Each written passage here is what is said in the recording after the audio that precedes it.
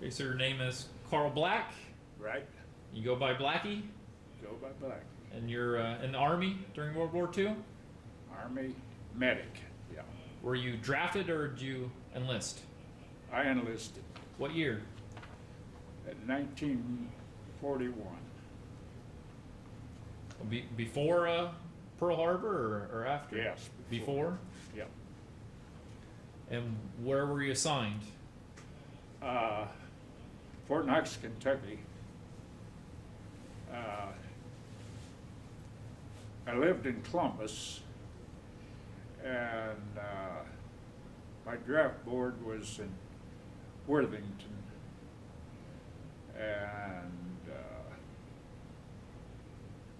I'm thinking I enlisted with an uncle of mine. I have newspaper articles, you know, that a newspaper mentioned uncle, nephew, volunteers, you know, and all that stuff. I have it all. And that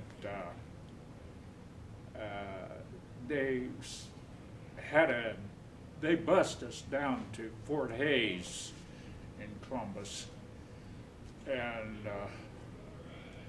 there they put us on a train and took us to Fort Knox, Kentucky. And they assigned us a name. I don't know how my uncle got involved with the entry because we were together, but they gave me this address of 10th Evacuation Hospital, and he was given something, a number, armed infantry, you know, and that we separated in Fort Knox. He was in one area of the base, and I was in another. And from then on, we didn't see much of each other, and until we got I visited him a couple of times there, and he was in love with his rifle. You know, as a medic, we didn't have. We weren't armed, but. Did you go overseas? Pardon? You go overseas? Yeah, No, did you go overseas? Oh, did I? Yes. Oh, yeah. Where were you? When we shipped out from Fort Knox, we was sent to up to New Jersey, and met with others, you know, and we, of course, they didn't have any troop ships then, you know. The government had just taken over all your cruise line ships, and I was on a Grace Line cruise ship called help me out, Jerry. I forget, but you went down to Australia from there? I'm trying to think of the ship. That's okay. So you That's served what in the my Pacific, the pardon? Pacific Theater then? Yeah. And they shipped us down 26 ships in the convoy, went down through the Panama Canal, and we had to wait because they couldn't ship all of these ships through there to save time. Part of the convoy went down around Bahorn, and those of us that went through there, which I enjoyed because we got to see people, you know, the Army base people that come out to greet us, you know. One was a native girl all decked out with hat, and some jokers up on board the ship, you know, they were throwing bananas up to us and things. And some jokers said, "Throw up the girl," and they stood up. They all fell in the water, and that was part of our joys. But we got, then when the Japanese run us out of the ocean a couple of times, and we went into Bora Bora and laid in there, and I got to swim in the lagoon there at Bora Bora. And then when they turned us loose and we went on, you know, they broke sealed orders and told us to head for the nearest Australian port, which was Brisbane. And when we arrived there, they told us to take any personal stuff off the ship because a Japanese carrier followed us in.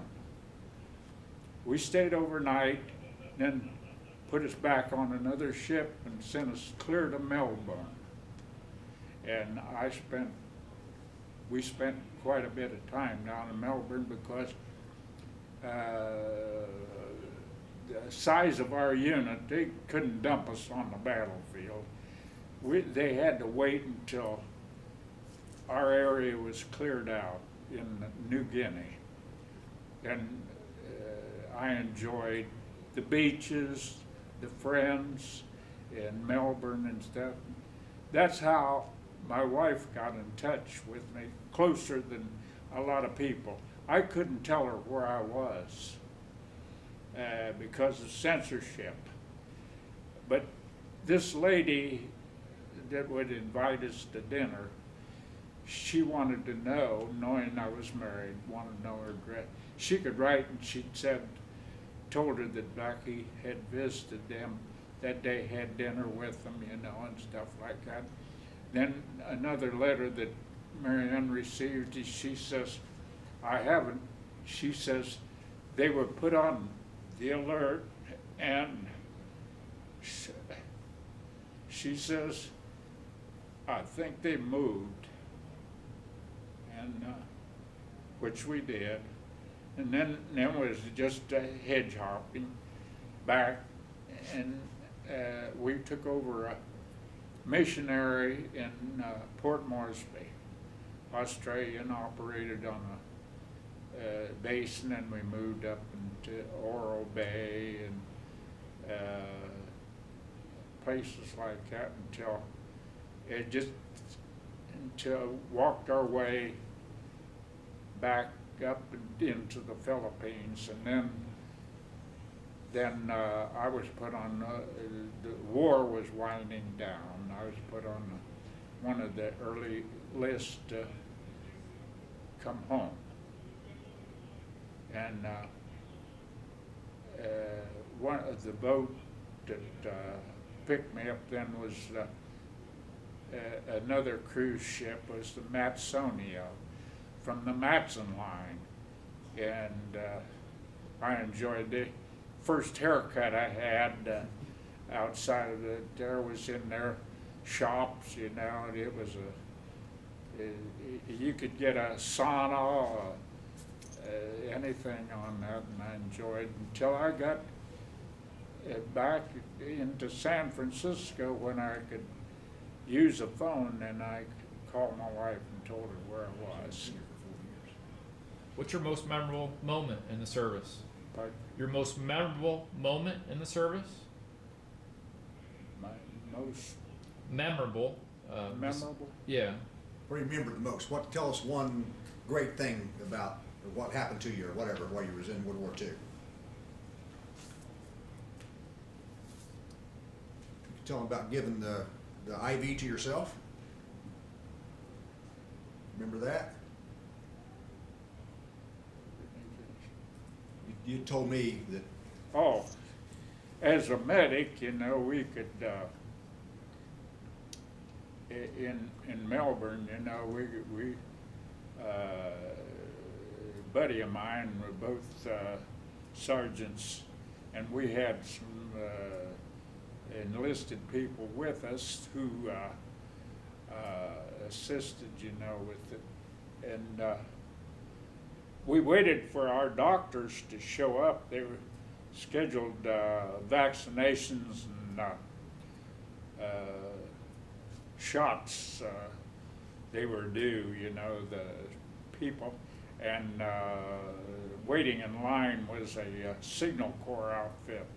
I remembered that, and their officers that brought them up there, and they had been on duty down at the docks unloading ships, and they were due back, and their officers was impatient.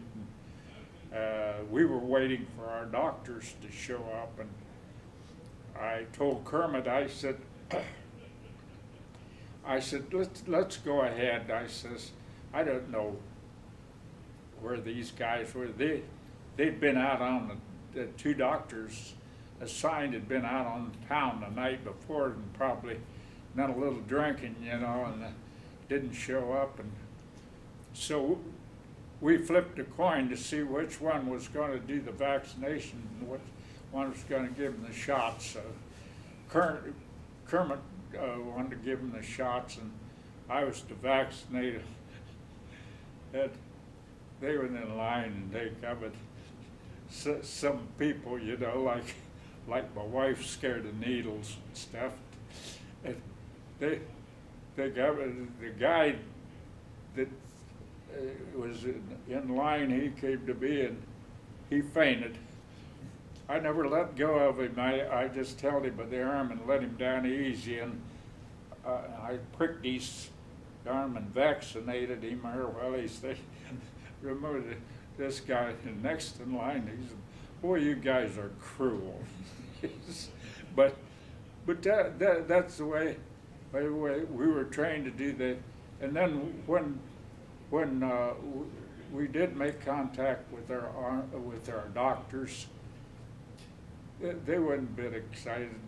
We told them what we did. They said, "We knew you could get along without us." But these things, I just have so many things. I don't really know whether which is the most memorable things. Our marriage and stuff like that is. Well, Carl, thank you very much for your time. Appreciate it.